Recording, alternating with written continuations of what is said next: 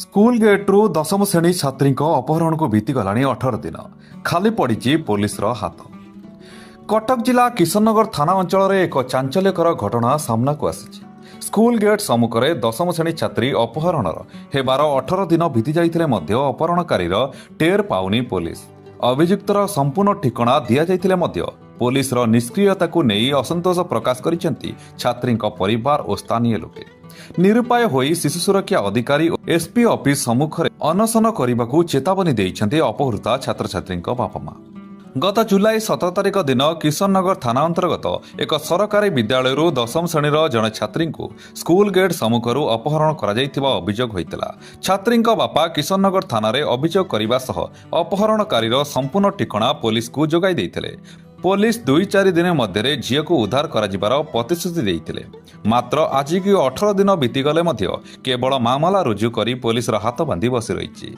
Police एभली कार्यशैली को नहीं साधारण प्रश्नबाची सृष्टि होइछि।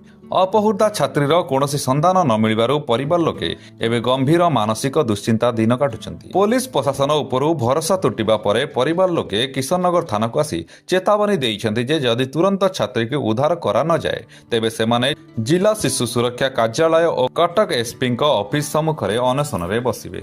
कटक जगन्नाथ का रिपोर्ट आरएम न्यूज।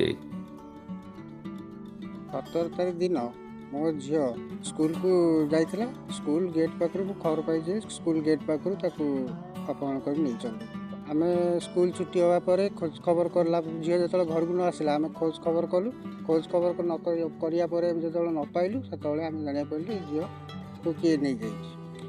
झीर 10वीं क्लास यहाँ सबू बरणी आम से पुओ ना ता बापा ना ता फोन नंबर सबू किसी दिखाई तार आड्रेस भी दिखाई।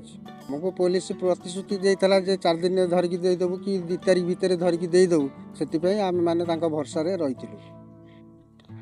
से ना आम आमर जो शिशु मंगल अधिकारी पाखे जाए साक्षात करूँ ना एसपी देखा कर।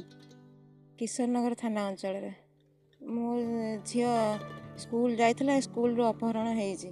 सम क्लास रे पढ़ुथिला 14 वर्ष 20 दिन हेलाणी देलेणी। थाना वाला आ किछि सुनु नांती बोलिकी सेतिपाई हाँ तांका ना पुअर ना दे कहिछु जागा ना कहिछु पुअर बाप ना भी कहिछु। पुलिस कहउचंती आमे खोजिले आपण मानू जणैले आपण माने जिबे आ कोन। मु शिशु मंगल ऑफिस के जीबी सेठी अनशन करिवि आ कोन करिवि आ।